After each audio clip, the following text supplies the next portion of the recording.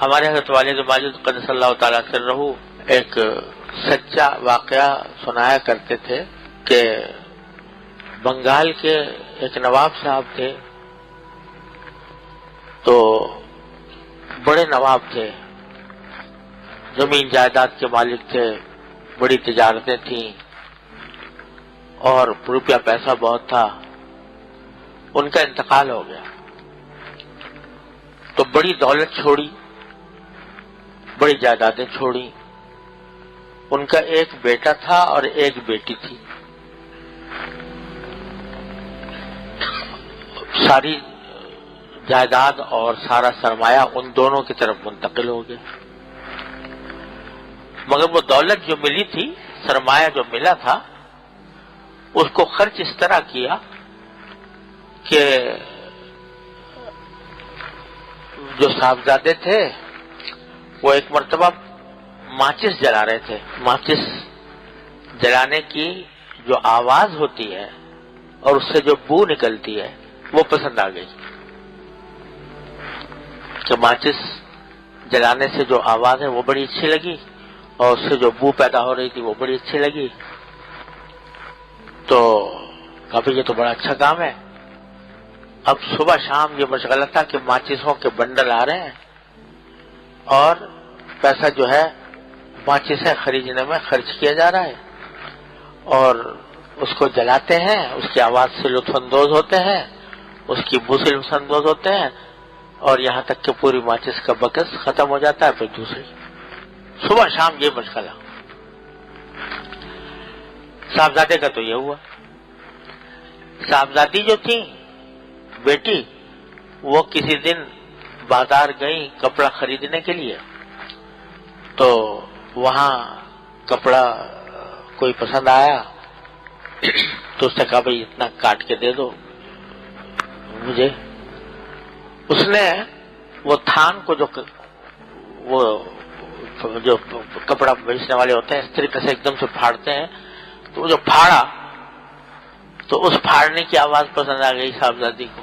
تو انہوں نے یہ مشغلہ اختیار کر لیا کہ روز تھان آ رہے ہیں کپڑے کے اور اس کو پھاڑا جا رہا ہے، اس سے جو آواز نکل رہی ہے وہ صاحبزادی کو پسند آ گئی ہے۔ صبح شام تھان کے تھان آتے اور ان کو پھاڑا جاتا اور ان کی آواز سے صاحبزادی لطف اندوز ہوتی۔ تو صاحبزادے ماچس کی آواز اور اس کی بو سے محسوس ہو رہے ہیں، اور صاحبزادی جو ہیں وہ کپڑے کے پھاڑنے کے عمل سے لطف اندوز ہو رہی ہیں، یہاں تک کہ ساری دولت اس میں خرچ کرتی، سرمایہ اس میں خرچ کرتی۔ اور پھر نتیجہ یہ ہوا کہ جب ساری جائیداد بک گئی، سرمایہ لٹ گیا، پیسے نہیں رہے، تو یہ دونوں وہاں بھیک مانگا کرتے تھے، اور وہ جگہ جہاں پر کہ یہ بھیک مانگتے تھے وہ بیگم بازار کے نام سے مشہور، اس واسطے کہ وہاں یہ بیگم صاحبہ وہ بھیک مانگا کرتی تھی۔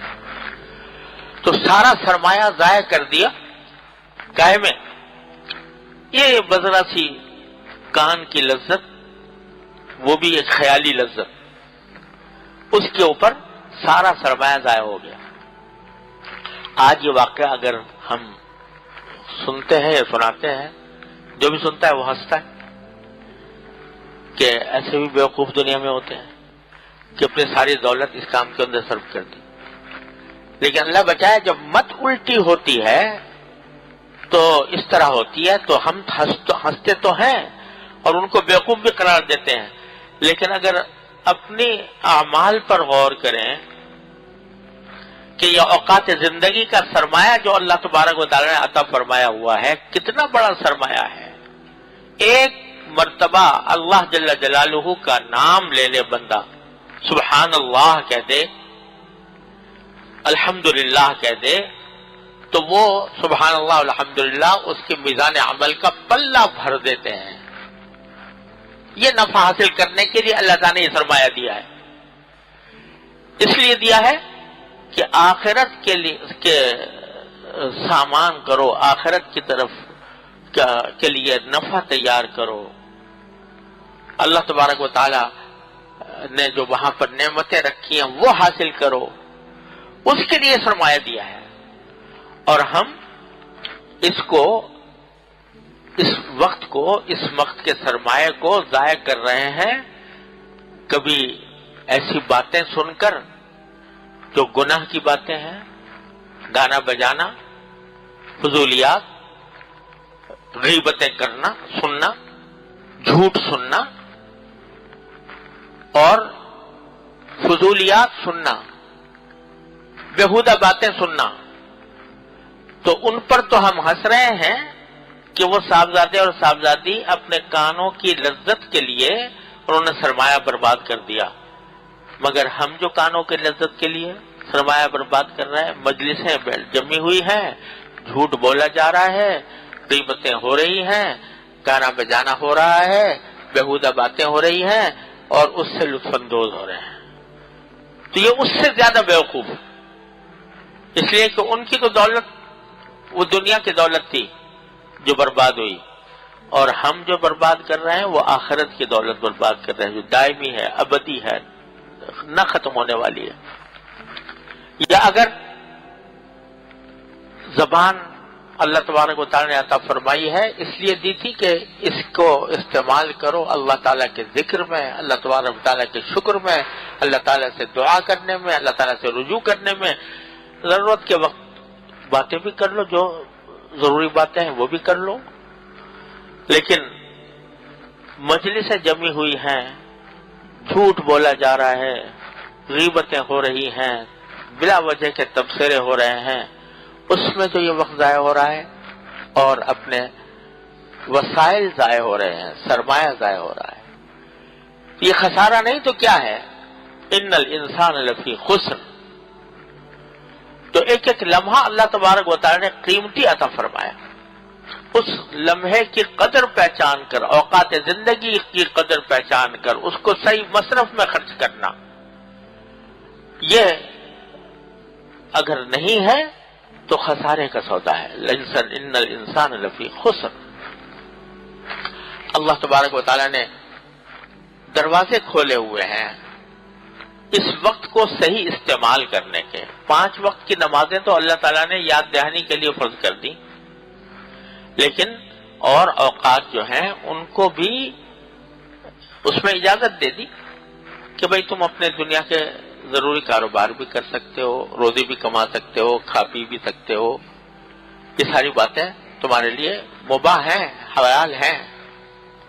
لیکن اس کی وجہ سے جو اصل مقصد زندگی تھا، جس کے لیے دنیا میں آئے تھے اور جس کا انجام آگے جا کے دیکھنا ہے، اس کو بھول بیٹھے اور اسی میں لگا رہا ہے آدمی، اسی ادھیڑ بن میں لگا رہا ہے.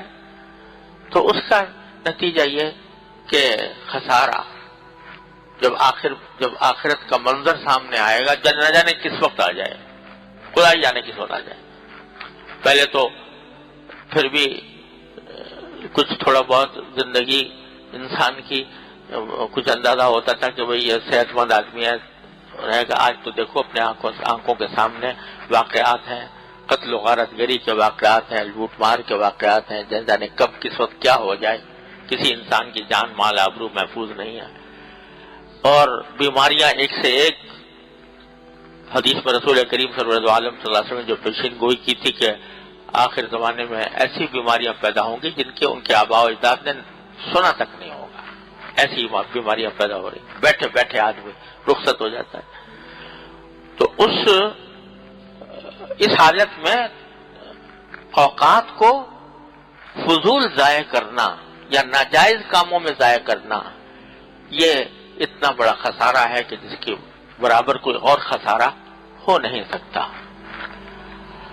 اللہ حدیث میں اور قرآن کریم فرماتا ہے کہ جب آخرت میں بندہ پہنچے گا تو اس وقت آنکھیں کھلیں گی تو کہے گا کہ لولا اخرتنی الی اجل قریب فاصدق واکن من الصالحین. اے اللہ مجھے تھوڑی سی مہلت اور دے دے تو میں جا کے صدقے کروں گا اور نیک کام کروں گا. لیکن وَلَن يُؤَخِّرَ اللَّهُ نَفْسًا إِذَا جَاءَ أَجَلُهَا، جب وقت آ جاتا ہے تو اللہ پھر کسی کو مزید مہلت نہیں دیتا. مہلت بہت دے رکھی ہے. اولم نعمرکم ما یتذکر فیہ من تذکر وجاءکم النذیر.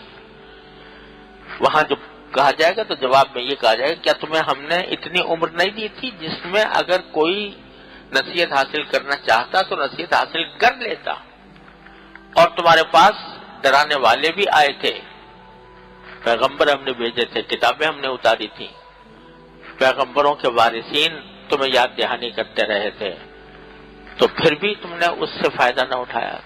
تو اگر یہ آدمی یہ زندگی کے لمحات اس طرح ضائع کر دے تو ان الانسان لفی خسر، بڑے خسارے میں ہے، بڑے خسارے میں ہے انسان اگر اوقات زندگی کو اس طرح ضائع کر رہا ہے.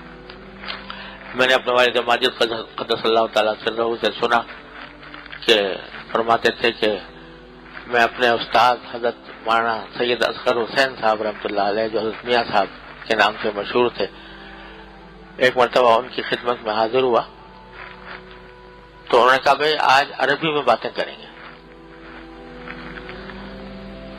تو میں حیران ہوا کہ حضرت اچانک یہ بات کیسے کیوں فرمائی کہ عربی میں باتیں کریں گے. تو میں نے پوچھا کہ حضرت کیوں؟ تو فرمایا کہ بھائی جب ہم لوگ جمع ہوتے ہیں تو فضول باتیں بہت کرتے ہیں بعض اوقات، تو عربی میں بات کرنے کی اگر پابندی کر لیں گے تو عربی میں روانی تمہیں بھی نہیں مجھے بھی نہیں، تو اردو میں بات کرنے میں تو یہ ہے جب جو زبان پہ آیا بول پڑے، عربی میں بات کریں گے تو ذرا باتیں کم ہوں گی تو زیادہ فضول وقت ضائع نہیں ہوگا. اور پھر فرمایا کہ ہماری مثال اس شخص کی سی ہے جو بہت سارے جواہر اور سونا چاندی کی گٹھڑی لے کر آیا اور وہ ساری خرچ ہو گئی، تھوڑے سے جواہر باقی ہیں رہ گئے.